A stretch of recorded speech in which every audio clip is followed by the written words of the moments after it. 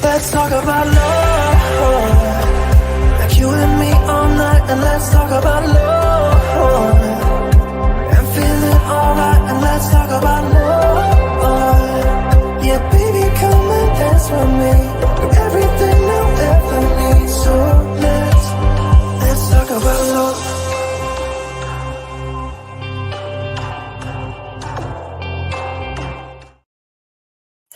Hello everyone, welcome back to my channel. I am Dee. I write under the pen names Sky Winter and Lily Love. Lily Love is the newest addition to my pen name family. It's essentially a Patreon experiment that I've started where I'm essentially creating a brand new pen name called Lily Love and bringing my patrons along, telling them and showing them everything I'm doing. They're shadowing me as I create the books, as I do the marketing, as I create everything, publish it, show them the analytics and royalties over there on Patreon. That's where Lily Love came from. So if you see Lily Love around, it is also me. And you can call me whichever one you feel comfortable. I'll answer to D, Sky, or Lily, whichever one. Today is episode 12, I believe. 11, time flies, of the Tropey Tuesdays series. Let's just say hi to some of the folks that have popped in the chat. Hi, T Marie. Hello, Cool Gamer. Welcome. I'm trying a new layout for these lives because I keep getting copyright strikes. So I have sat down and created a whole presentation. So I'm going to be doing it as a presentation format. Hopefully this does not get dinged. I've tried to only use like the promotional images of the films, and I've used some public domain classic stuff, and I've used some books. The book covers and the authors don't normally copyright strike me. It's just the movies, like the trailers that we normally play. So I'm trying a different format this week. Hopefully it's all figured out. Hello, Dolores. Welcome. So I'm gonna dive right in because we try to keep these under 40 minutes. I aim for like a 30 to 40-minute deep dive into each trope. This one today is the forbidden love. And we're gonna be exploring how it's used in fiction. So let's get started. All right, so our first thing we're going to tackle is, what is forbidden love? Oh, let me move my head out of the way so you can't see it. Here, there it is. You can see the whole slide. So, what is forbidden love? What is this trope? So, forbidden love is basically it's a really popular trope where two characters fall in love but are prevented from being together due to external factors. I'll discuss that more in a bit because that part is important. These barriers can range from social status to familial connections to religion and race, making their love seem impossible and highly challenging. Now, remember I said I was coming back to those external factors. Most other tropes that we've discussed so far are all internal, right? Like the friends to lovers, you deal with internal conflict. With the best friends to lovers too, internal. Fake dating is always something internal. But this one is an external force that's often pushing them apart, right? And it has to do with family, nationality, or religion. Those three are the top three that are always the center of this trope, right? Or society's beliefs, as we'll see in some of the examples I found, right? There's something that's keeping your characters from simply falling in love that they have nothing to do with. So that can be annoying, but that's what this trope centers around. And that annoyingness, is that a word? That annoyance is what they lean into. Okay, so what do readers like about forbidden romances? Why is forbidden love so popular? Right now, readers love three main things about this trope. They love the perseverance and resilience that the characters face, right? They love that it inspires readers to fight for their beliefs and desires and fight for their love, right? And also, the scenarios are generally relatable. So it's like Imagine you seeing someone. So maybe you've even gone through that in real life, but you are in love with that one person that everyone in society thinks you shouldn't. Maybe they're on an opposing side. Maybe you've been a family feud. Maybe it's that that person goes to a school that is a rival to your school, or something of that sort, something outside of the realm that you can control, right? It's like everything in the universe is dictating that you guys shouldn't be together, yet still you want to push for that happy ending. This happens in real life. Nothing is perfect, right? So because it's so close to or real life situations, even sometimes in established relationships, because I've seen this done where people were friends before and they were close, or maybe even dating, and then something happens to pull them apart. Like I've seen it done where two people were dating, they're dating at school, they're going together, and then their parents fall in love and get married. And it's like now society is looking at you sideways because now that's your stepbrother. So it can be so much, there's so many things that you can throw in, but it has to be from an external force. And because life is so unpredictable, readers love the fact that they can relate to the stuff that are going on, right? So those are the three things that I found that readers love about forbidden romances. All right, so that's what readers like. So while you are writing these forbidden romances, what tips do I have for y'all? How should you ensure it's believable? Because that's the main thing we talk about each time. We need to ensure that all these tropes that we're putting in are believable, right? Now, there are 4 tips I have for y'all. The first one is to define the external circumstances, right? Ensure that the barriers keeping them apart are they're believable and they're significant, right? How do you do this? You want to basically ask yourself a few questions. When I'm doing forbidden love trope romances, and this is for any genre, even if you're not writing romance, and I even have an example that isn't romance, but you'll see now, I have multiple examples that aren't romance actually, but you'll see when I get there. Now, the external factor needs to be believable. It needs to be like clear, plain as day. The readers shouldn't even for 1 second wonder why don't they just get together already?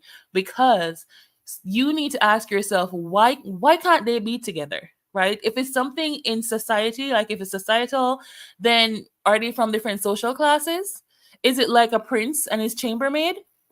I don't know if y'all are in the Bridgerton fan club or if you watch Bridgerton, but if you remember in Queen Charlotte, right? These weren't even different classes. It's just that one was I forgot what you call those people that stand behind the queen.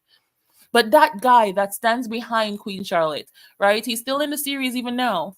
Now he was in love, madly in love with the king's person of the similar status. It was a similar status, but because one worked for the queen and one worked for the king, and it was a time period. And of course that was gay love and that was not accepted in that time. So it was forbidden, but it was so intriguing to watch them. They weren't even the main characters, but it was following their romance was so intriguing. At the end, we were all wondering what happened, right? So, and that's because the stakes and the obstacles the barriers were well defined, even though the film wasn't focusing on them. So ask yourself that question: what's pushing them apart, right? Are their parents involved somehow? If you're writing YA, even new adults, sometimes the parents are the barriers. The parents don't want them together. The parents decide, oh, they're not good enough for you, or leave that boy alone, they're trouble, or leave that girl alone, she's trouble. So is it the parents, or are they on opposite sides of a war, right? Or they're on opposite sides of the of what society separates them as, right? So ask yourself that question, make it really, really clear, right? It must be significant enough that you see why it pulls them apart, but it shouldn't be so hard that they can't overcome it, right? Unless you're going for that, and unless you're leaning into like the tragedy in the main example that we're going to discuss today, one of the most popular ones, right? But if you want them to end up together at the end, it must be something that they can overcome, even though they won't overcome it as easily, right? So because you want to show that power of them fighting, and you want to show the circumstances coming up and them overcoming it, right? Because that's what people love seeing in this trope. They want to know that they're fighting for this and eventually they'll be together, even if that's in the afterlife. So even if it's not in this life, if they die fighting for their relationship, readers can imagine that they're together in the afterlife, right? So make those circumstances clear and apparent, stand out, and they should be easy to see. Right now, you want to build tension. Tension is everything in romance, whether that's the main plot or a subplot. You want to ensure that there is tension being built, right? The tension should be the driving force of this relationship, because they aren't supposed to be together. So just that idea of every single time they're together, they could be getting caught, that alone builds tension. And you want to hammer in the consequences so the readers know what will happen if they get caught. Sure, they'll be pushed apart, but is it that one will be put to death? Would one you lose their license or their job, or in some case? What will happen? Right? That way, when they're finally caught or finally pushed apart, the reader can just the tension is still there because the reader knew of these consequences from before. So they're like, oh my goodness, are they gonna die? What's gonna happen? Will they get together? You want that reading, you want that reader feedback, you want to keep your reader on edge. The best way to do that is with tension, right? And with everything in life, it can't just be tension. Also sprinkling those sweet moments, right? The sweet moments that you peppering this in will also up the stakes, because the reader needs to see clearly what these people are fighting for. Like, why is this worth it? Right? What is keeping them together? Why are they fighting so hard to be together? If we can't see, oh, this person, makes them better, makes them feel good about themselves. Show us what they're fighting for. Show us what they're in love. Show us how their love is being built. Um, so add those lighthearted scenes that will show why their love is worth it. Show them enjoying each other, trying to get them getting to know each other, right? And we want to know that their life is better because of this romance. They're not just throwing everything away for something that doesn't even matter or make sense. So ensure that we see those moments so that the readers understand what's being fought for. And remember, the obstacles that you put in here, they need to be believable, sure, but you don't want to make them so huge that the characters can't overcome it, because you want your overall story arc, whether that's a subplot of romance or it's a romance novel, to be believable. All right.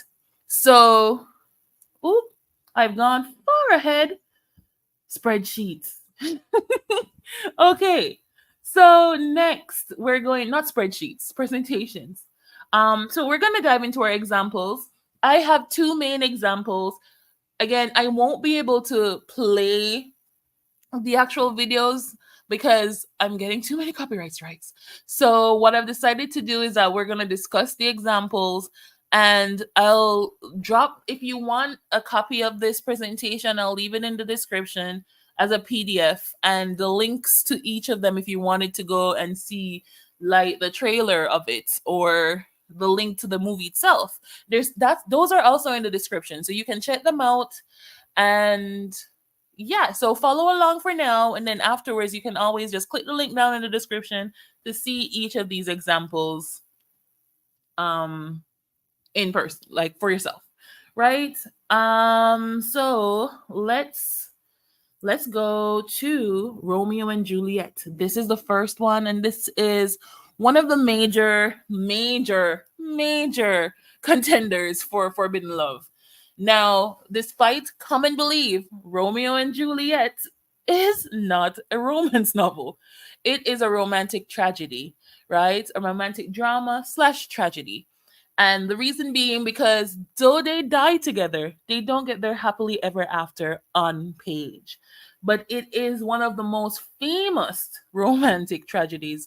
And it essentially exemplifies what forbidden romance is, right? In Romeo and Juliet, it's written by William Shakespeare, and it tells the story of two young lovers from feuding families that their families are illogically feuding, right? And despite the animosity, they decide that they're going to go for it and they fall in love. Their secret relationship defines the long-standing grudge, and they think that the rivalry and stubbornness of their family shouldn't keep them apart, but it makes their love impossible to be had in to endure all the things that's going on and be open.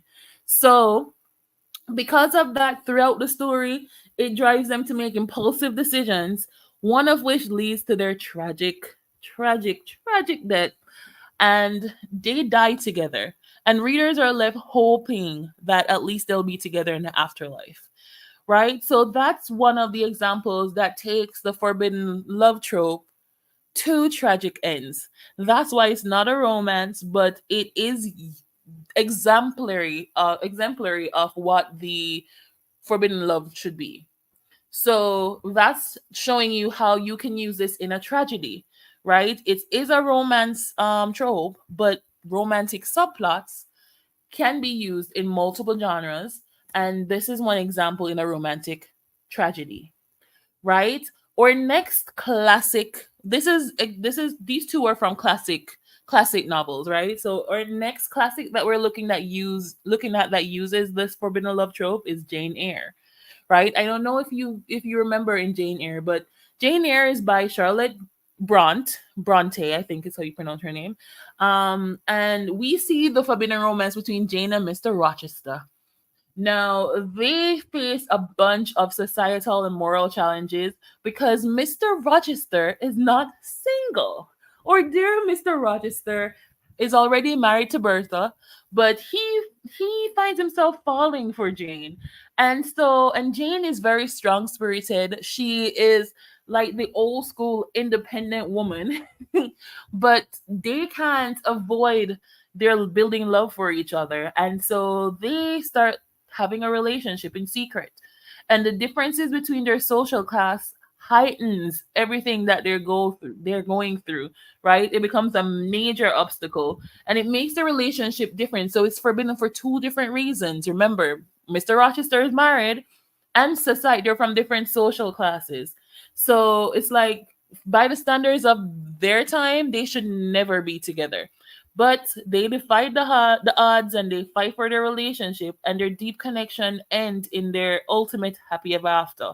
So this is also another great example of how forbidden love can prevail, right? It's not always moral, and it doesn't have to be. It's based on the story that you are telling, right? But they ended up married in the end and they have their happy ever after. So that was the two examples from classic fiction. Now we're going to move into some more modern examples. These are still books. We're going with Red, White, and Royal Blue from Cassie McQuiston. That was also adapted recently. We have Birthday Girl, my personal favorite, by Penelope Douglas, and City of Bones by Cassandra Clare. This last one is a fantasy. It is not romance at all, but the forbidden love trope is woven into it, and we'll discuss how. So, the Red, White, and Royal Blue by Cassie McQuiston. I'll read you the blurb and then we'll discuss what's on screen, which is the reason why it is a forbidden romance. But I'll read you the blurb so that we can all be on the same page. And in case you want to check it out, the link is below. So the blurb for this says, "What happens when America's first son falls in love with the Prince of Wales?" When his mother becomes president, Alex Claremont Diaz was promptly cast as the American equivalent of a young royal. Handsome, charismatic, genius. His image is pure millennial marketing gold for the White House. There's only one problem. Alex has beef with the actual prince, Henry, across the pond. And when the tabloids get hold of a photo involving an Alex Henry altercation, US and British relations make a turn for the worst. Heads of the family, state, and other handlers devise a plan for damage control, staging a truce between the two rivals. What at first begins as a fake, Instagrammable friendship grows deeper and more dangerous than either Alex or Henry could have imagined. Soon, Alex finds himself hurtling, into a secret relationship with a surprisingly unstuffy Henry that could derail the campaign and upend two nations, and begs the question, can love save the world after all? Where do we find the courage and the power to be the people we are meant to be? And how can we learn to let our true colors shine through? Cassie McQuiston's Red, White, and Royal Blue proves true love isn't always diplomatic. I love that blurb. This, of course, it's been adapted into a movie, so you can also watch it. I think the movie is on Amazon. I'm not sure. I forgot. I think it's on Amazon Prime though. But it's basically a forbidden romance because not only are these two people like one is legit royalty and one is the son of the president, right? He's the first son, so to speak. And their relationship is basically barreled by complications, political pressures. God forbid someone that is from the LGBTQ plus community happens to be from the White House or the royal family, ooh, the world will be in like disarray. But that's what we're presented with in this book. So both of these guys have to keep their relationship under wraps, and that gives you the need for secrecy. And basically, they don't want a big political explosion, right? So that's what will happen in their brains. That's what will happen if they are discovered. So that alone pushes tension and conflict, and it just gives you this compelling love story that readers just want to follow along with. Hey, Esther. So that's how this was used in Red, White, and Royal Blue, and I thought it was done so perfectly in the book. At least I've yet to watch the adaptation, but it should use the same tropes, and it's a good example of how to lean into if you want to use forbidden love paired with diversity. Because again, one is from Wales, one is from the United States. Both of them are presidential slash royal, and that alone comes with complications.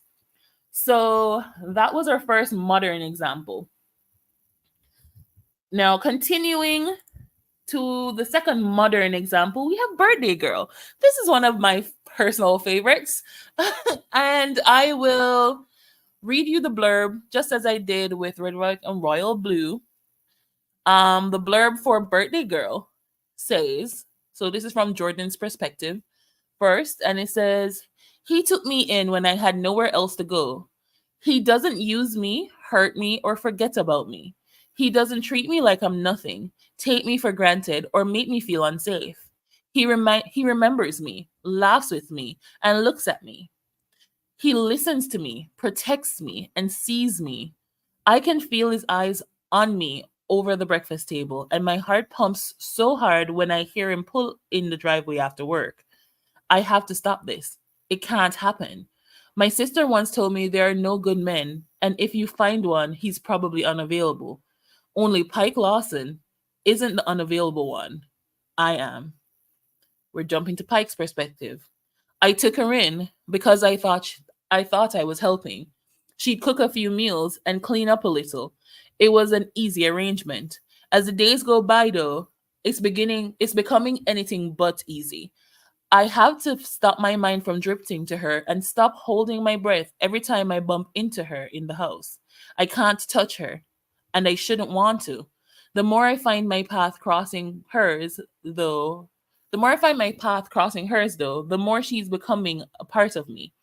But we're not free to give in to this. She's 19 and I'm 38, and her boyfriend's father. Unfortunately, they both just moved into my house. So, and then it goes, Birthday Girls is a standalone contemporary romance suitable for ages 18 and up. So, Birthday Girl. Penelope Douglas writes dark, right? The, oh, Esther says the Red, White, and Royal Blue movie is good. I will have to check that out. I have not watched it, so I'll check that one out. Birthday Girl. Back to Birthday Girl again. Oh, I'm hiding the cover with my head. Birthday Girl by Penelope Douglas is also a very good forbidden romance. I love this so much, and I don't normally read these types of tropes, but going in, I didn't read the blurb first, which I'm grateful for, because if I had, I wouldn't have read it. But going in, it's explored in such a way where we don't know going in we're headed for a forbidden romance, because these two people just meet. Like, she's in a crappy relationship. Jordan is in a crappy relationship. It starts out her boyfriend did not pick her up after work as he was supposed to, because he was off somewhere doing people and things he was not supposed to be doing. So he did not pick up his girlfriend. So she decides he says he's going to be a few hours late. So she goes to watch a movie, and in that movie, a late movie, in that movie she meets this other guy and they hit it off. Right? They do nothing because of course she's in a relationship. But shortly after that, there is a connection. And shortly after that, they find out he's her boyfriend's dad. Right? So that's where the forbiddenness, along with the age gap, comes in. So I'll read what we have here. It says, I've written Birthday Girl by Penelope Douglas, of course, explores the relationship between Jordan and Pike, and there's a significant age gap combined with, of course, he's her boyfriend's dad. So that creates the social taboo of dating like an ex's parents, right? Because they eventually break up, but even after she breaks up with her boyfriend, he's still her boyfriend's dad. So it's still a little bit frowned upon, right? So that creates a complex and forbidden dynamic. But the relationship goes on to defy social norms or societal norms and expectation, and it's just tension filled, because if you have this will they won't they, because none of them want to break what they're used to in society. Like, he's telling himself this is wrong. She's 19. She's with my son, or used to be with my son. I could be her father. Why am I attracted to her? And she's telling, but she's a very mature 19, and he's very protective, and she's telling herself he's her ex-boyfriend's father, or her boyfriend's father, when the book starts. So they shouldn't, but the connection between them is so strong, they just can't ignore it anymore. They end up together, they get their happy ever after. It's a good read to check out if you like those tropes and dynamics.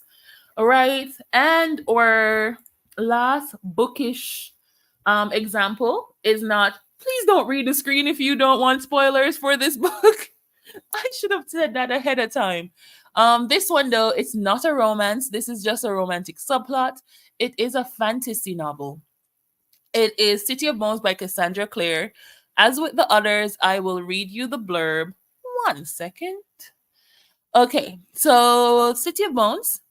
It says when 15-year-old Clary Frey heads out to Pandemonium Club in New York City, she hardly expects to witness a murder, much less a murder committed by three teenagers covered with strange tattoos and brandishing bizarre weapons. I can read brandishing brandishing bizarre weapons. Then the body disappears into thin air. It's hard to call the police when the murders are invincible to everyone else, and when there's nothing, not even a smear of blood, to show that the boy has died. Or was he a boy? This is Clary's first meeting with the Shadow Hunters, warriors dedicated to ridding the earth of demons. It's also her first encounter with Jace, a shadow hunter who looks a little like an angel and acts a lot like a jerk. Within 24 hours, Clary is pulled into Jace's world with a vengeance. When her mother disappears and Clary herself is attacked by a demon, but why would demons be interested in ordinary mundanes like Clary and her mother? And how would Clary suddenly get the sight? The shadow hunters would like to know. So the rest of it is just like the little thing you put to tell you what the book is at the end. So this is a fantasy, hardly where you'd expect to find a forbidden romance, right? But there is one, and here comes the spoilers. Please cover your ears and do not read the screen if you don't want it. But City of Moons essentially follows, there is a little romance that goes throughout the book, that is hinted throughout the book heavily, and it's between Clary and Jace, who we find out throughout reading the book are believed to be siblings, right? So, of course, that creates a moral and emotional barrier because there is an attraction there. They do have feelings for each other, but they're siblings. So, the complexity of their feelings and the strict rules of not only society as on a whole, but the Shadowhunter society, it's basically puts heavy consequences on their relationship, and that gives you the tension and the conflict that you want your romance to have. And that's why this forbidden romance being intertwined into this whole scenario adds an extra layer of stakes and makes it even more enjoyable because there you're following the romance and you're also following the shadow hunters hunting demons. So if you're a fantasy reader and you haven't checked this out, it came out in like 2007, so most people probably already read it, but if you haven't, give it a read. The link is in the bio below. Okay, I probably need to drink some water. And we're going to dive into our movie examples. One second, one second. Okay, so we have three movie examples that discuss forbidden love. Like I explained in the beginning, I won't be playing the actual trailers.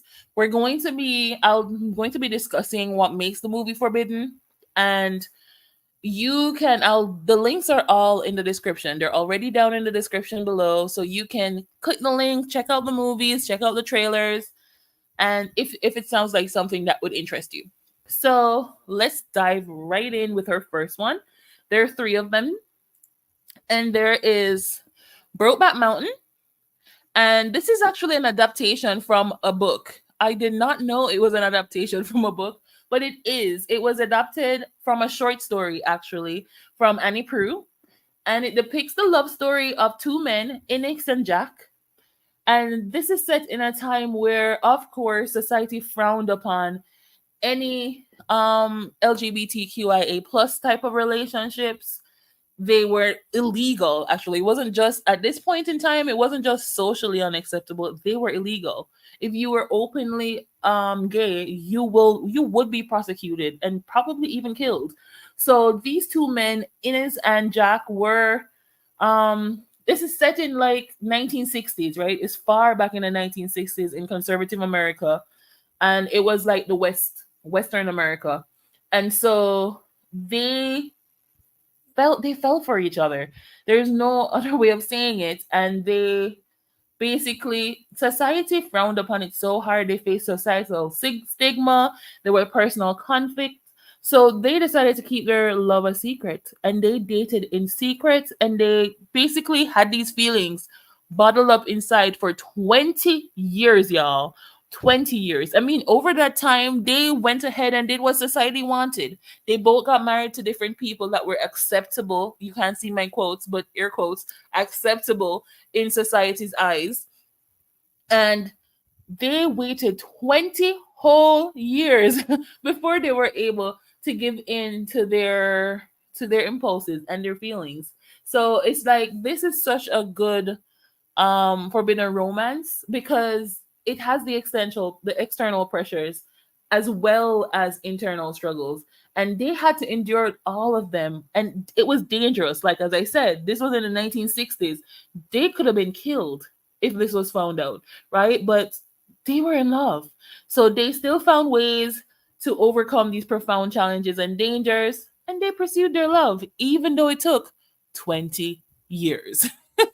All right, so that was Brokeback Mountain. Again, the link is down below in the description box, so check that out if it sounds like your cup of tea. All right, next we have Titanic. Titanic is a popular movie, a very popular movie. Most people have seen it already. If not, the link is down below. But in Titanic, yes, it was not just about the ship going down.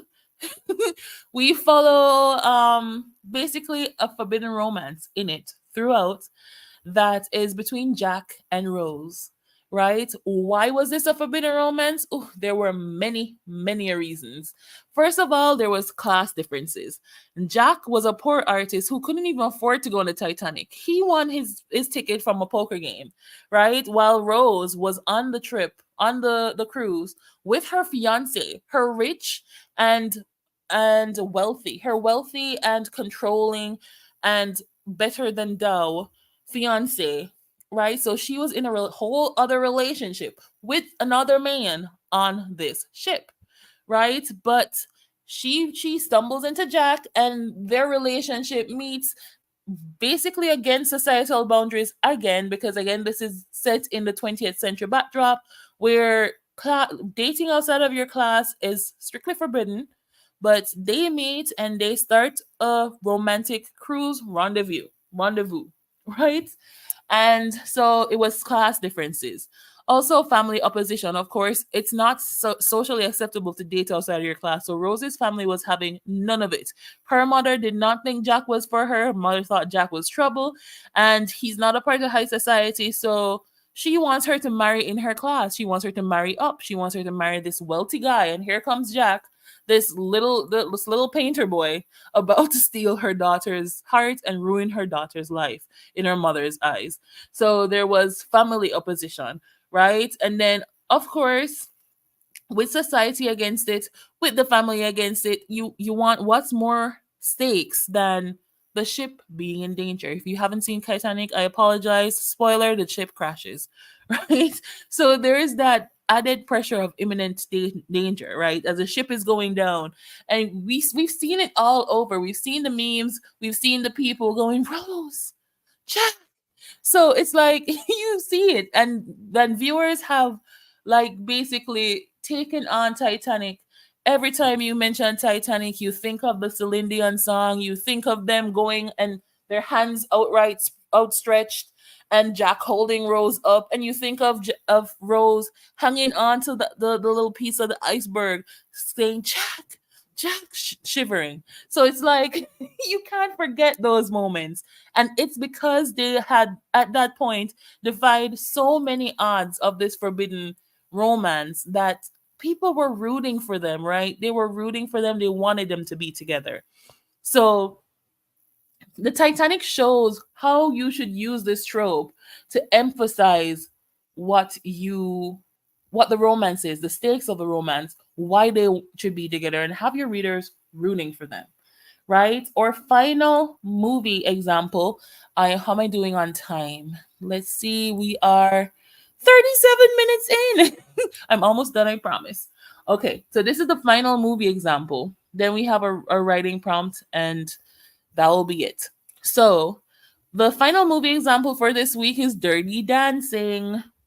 So, Dirty Dancing, if you haven't seen it, follows the romance between Baby. Yes, her name is Baby. So Baby and Johnny, right? Johnny is this is basically forbidden because again, like with the Titanic, they're worlds apart, right? Worlds apart. Baby is a young woman from a wealthy and respectable family, right? While Johnny is a working class dance instructor. He doesn't even in her family's eyes, he doesn't even have a proper job, y'all. He's a dance instructor, right? And Baby's family goes on vacation, and Johnny works at the resort where Baby's family is vacationing. So instantly, he's looked down upon. He's staff. He's the working class. He's a staff at the resort, and Baby starts falling for Johnny. How dare? That's what her father is thinking. Like, how dare? What are you doing? Have you no morals? Have you no class? So her father is totally against this. Her father does not want this. Does not want Johnny with her or anywhere near her, right? His father wants them to keep COVID restrictions. Stay away from my child. So he does everything to keep them apart, but Baby and Johnny just can't stay apart. There's this pull pulling them together despite the families, the social classes, and society looking down on them, and society looks at her, and this is from both sides, not just her family, right? That's important to hammer in here. They're from both sides. Johnny's friends are looking at him crazy, like he's like, they're looking at him like, where are you going with this preppy woman that thinks she's better than all of us, right? But baby slowly wears them down and fits in with his crowd, and they eventually accept her. It's a bit harder for baby's family to accept Johnny, but by the end, and when they realize that there's nothing they can do to keep these two apart, they eventually like give in and they get their HEA, right? And so we have the societal norms, we have the family expectations, and all of these throughout the film give it such like tension, and it basically shows like the relationship becomes rebellious and of course inappropriate, but they overcome all these obstacles and get their happily ever after, which is the theme in these forbidden romances, right? You want to overcome it and get there happily ever after, even if it's a tragedy, like Romeo and Juliet, and that happily ever after doesn't come until after death, right? You want to think that through, and you want to make sure all those elements are being shown. Okay, so the only thing left for us to do is to give you the writing prompt. This week, the writing prompt is more of a contemporary nature, and it goes: a successful corporate lawyer from a prestigious firm falls for the free spirited street artist being sued by his main client. As their passionate and unlikely romance blossoms in secret, they must navigate the complexities of the lawyer likely, that should be likely, I'll correct that afterwards, likely losing his job, or his license, and the artist who doesn't respect the corporate world, right? She doesn't believe in the corporate world, as with many of us. So go ahead and write that. Make sure that you're showing the societal expectations, because he's a lawyer, he's defending his client, and he's falling for the person they're suing, right? So this should be a fun one, right? Answer the question: can their love survive the pressures of the vastly different worlds and their circumstances?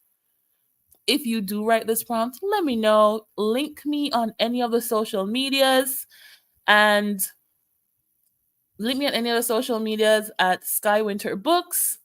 And I would love to hear your writing, your, if it's a flash piece, or even if you published a book with the prompt, let me know. I'll support you. I'd love to read it. Again, that was me. That was Forbidden. That was me. That's the Forbidden Love deep dive for this week. That was Tropey Tuesdays, episode 11. My name is Dee, and I write under the pen names Sky Winter and Lily Love. Lily Love is the newest addition to my pen name family. It is being done as a Patreon exclusive pen name. Not saying that I'm going to be publishing on Patreon. The contrary, I'm going to be publishing as normal, but my patrons get to shadow me on every step of the journey. So far, we've created a logo, we've done the marketing, we've done some marketing research, we've created a map, we have started filling in our Notion templates, and we're going to be hitting the ball running. Hopefully, writing or the reader magnet this week and joining some promotions. And they get to see that all from publishing, from creating the books to the designing the covers, the publishing the books, to the results, the analytics in the back end, to showing, like, answering simple questions that my patrons may have. It's the world is open. They're just seeing me work, and I'll take their suggestions, answer their questions, and everything in between. So if that's something that you're interested in seeing, if you're a visual learner and always wanted to see someone else's workflow, then follow me over there on Patreon. It's patreon.com/skywinterbooks. It's the Love Land. So because the pen name is Lily Love, get it? So Lily Love is the pen name, it's the Love Land. And I literally post videos over there. Like, it's fairly frequent, y'all. They're gonna get tired of me. Oh, Dolores tells you she was my very first patron, and Dolores says it's very worth it. Thank you, thank you, thank you. I literally update it frequently. I have another one coming very soon. Hopefully, y'all don't get tired of me over there. But yeah, I'm showing you everything I'm doing, and normally authors work on their things every single day. So you'll probably get an update every single day, whether that's a video or a post, but you'll know what I'm doing so you can follow along too if you want. And so, yeah, that was me. I also do beta reading on Ko-fi, Fiverr, and Upwork, as well as I have a bookish design company, Diverse Book Designs. All the links are down below. If you will be writing later today, Nia, the Vixen of Fiction, has her stream at 7:30. So head on over to the Vixen of Fiction's channel for some productivity. I will drop the link right after this because, of course, I wasn't prepared. But I can drop the link now. I can find it. I am fast. I can do the links too, hopefully. Yes, I've got the link. Here it is. So if you're going to be working later today, head on over to the Vixen of Fiction's YouTube channel, and she's going to start streaming at 7:30 so you can get some work done there. All right, between now and then, guys, stay hydrated, save your work, and I'll see you next week where we discuss, what are we discussing next week? I've forgotten. Another trope, and we'll dive into it. So I'll see you then, guys. Bye.